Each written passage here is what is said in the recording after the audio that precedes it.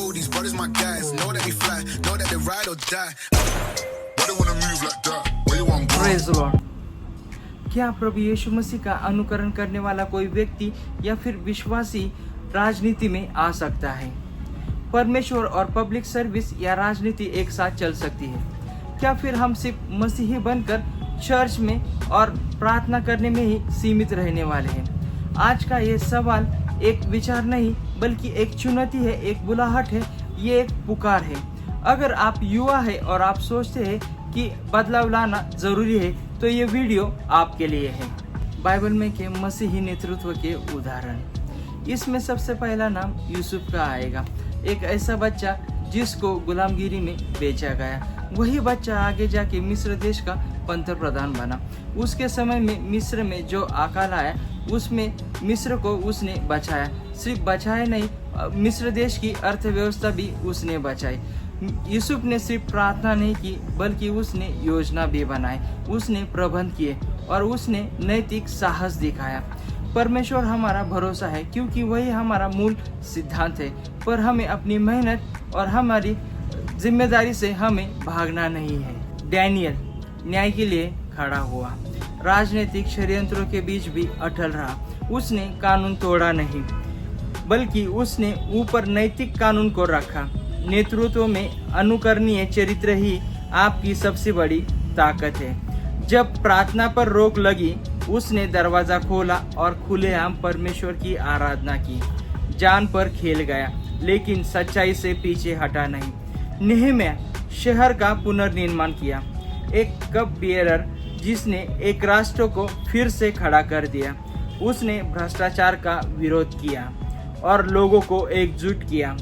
उसने टूटी हुई दीवारें खड़ी की और लोगों को नेतृत्व दिया। इन तीनों के बीच में एक कॉमन बात थी। वो एक कॉमन ये बात थी कि विश्वास में इन लोगों ने कुछ भी समझौता नहीं किया और सिस्टम के अंदर रह के परमेश्वर के कार्य को इन तीनों ने ही पूरा किया। भारत में मसीही नेतृत्व, चुनौतियां और अवसर। भारत एक धर्मनिरपेक्ष देश है। भारतीय संविधान बिना भेदभाव किए हर एक नागरिक को नेतृत्व करने का अधिकार देता है, चाहे वो किसी भी धर्म से हो। तो अब सवाल ये नहीं है कि मसीही राजनीति में जा सकता है या नहीं, तो अब सवाल ये है क्या हम राजनीति में जाकर यीशु मसीह को अपने जीवन से प्रकट कर सकते हैं या नहीं। आज भारत को मसीही नेतृत्व की जरूरत है।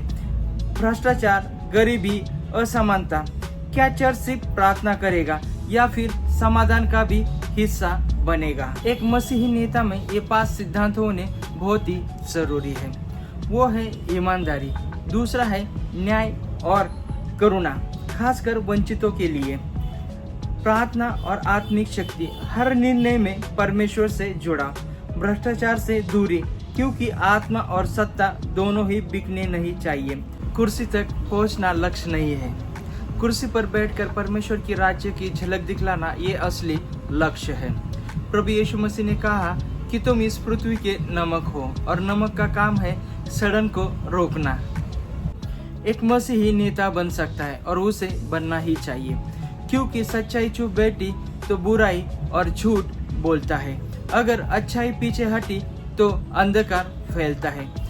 परमेश्वर का वचन अपने लोगों से आज ये कह रहा है कि तू पूछ नहीं, तू सिर होगा, तू नीचे नहीं, तू ऊपर होगा। व्यवस्था विवरण का 28वां अध्याय और वचन 13।